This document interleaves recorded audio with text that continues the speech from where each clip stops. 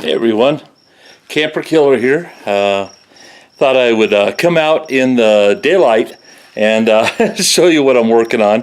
The pictures last night, they weren't bad, but it's a little easier in the daytime to kind of see what I'm doing here. But last night when I was cutting the piece out of the bumper that I'm taking out, it's kind of funny. I was cutting into the metal underneath, but it's an inch thick, so it's not going to affect it any. But that's just kind of funny. Anyway, yeah, we're going to section this piece out, and we'll get that all finished, cut all the way through, and put the two pieces together, and weld it back up, and yeah, we'll have a neat bumper. Anyway, that's what's going on with that. This is my new baby. I got me a little Hobart. This is a Stickmate XL235, and yeah, just cute little sucker. Heavy, that's a 130-pound welder. That thing's heavy, hard to carry.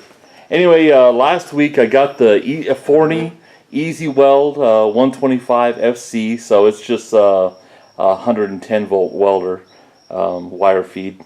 Anyway, that's new also. So we got a couple welders and a messy garage. We won't delve into that. Anyway, but yeah, so this is the welder I'm replacing. I actually used this for about 10 years. So yeah, really limited, 130 amp.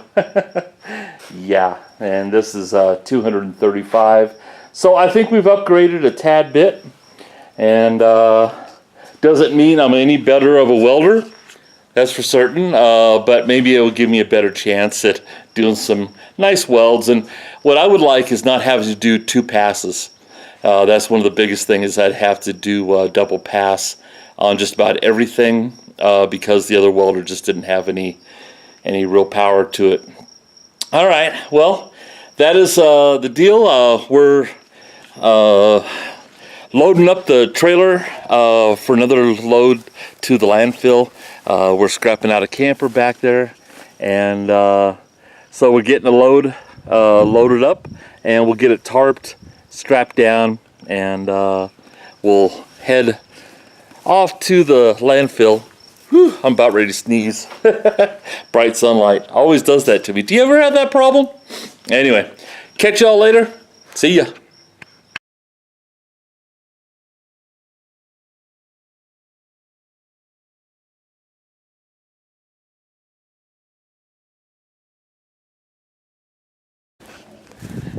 Kamper Killer here. This is a piece of Granby junk, four-wheel pop-up campers brand. The second one I've gotten in one of these four-wheel campers. Anyway, it is completely shot. I'm gonna get it all scrapped out, and we got this one in last week, and we have been busy on it, scrapping this thing out.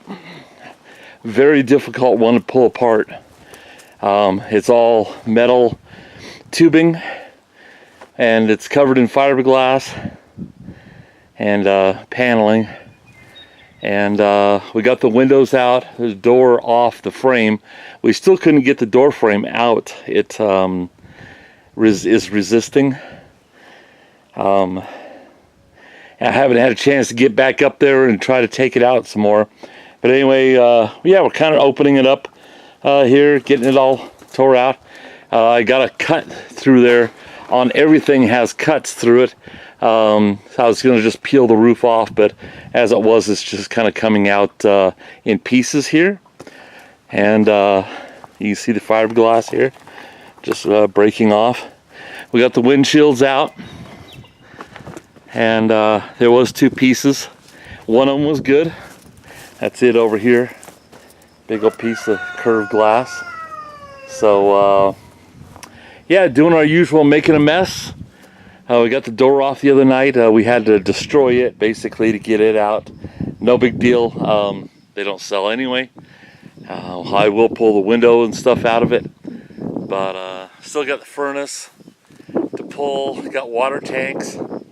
Anyway, it has a big block Chevrolet chassis, so we got a big block hiding in there. And from what I understand now, I guess they ran out of gas, and when they put gas in it, they couldn't get it to start. And they put some electrical components in the engine. They ended up buying another battery for it, which they successfully killed. I don't know if it'll come back or not. And unfortunately for them, even kind of unfortunately for me, because I really didn't want to bring this one in. You know, I'm just trying to get the road cleaned out over here, and I just keep bringing in more campers. But the deal was they were putting gasoline in this tank here. This cover was off, and they were putting gas in this tank, and it wasn't getting any fuel. And they were young kids. They didn't figure it out. The problem was that this door for this gas tank was locked, and I don't think they knew it was there. And this tank goes to the engine, and the other tank goes for the generator. And so they were putting gasoline in the tank for the generator and not the motor. And therefore, no fuel, therefore it wouldn't start. So this is actually probably a perfect running engine, and I imagine the transmission works because they were driving it. So anyway, so I end up with a perfectly good 454 big block, which is going in the green pickup. And we're going to change the transmission out as well. It seems to be slipping a little bit. So we'll just make sure that we put in a proper power plant and transmission. We'll get that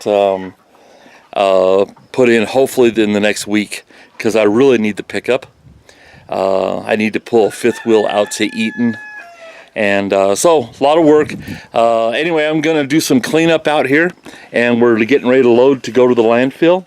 So I got to kind of clean up my mess and pick up some of the pieces and parts out here, and we have a pile of trash over here that I want to get picked up, and we will get motivated, get something done today. This is the metal I'm starting to pull out. There's not much to it. It's just a metal frame and a bunch of insulation board and paneling, so not much to it. You can see how rusted it was. The other side's in much better shape. This side is extremely rusty, and major water damage in there.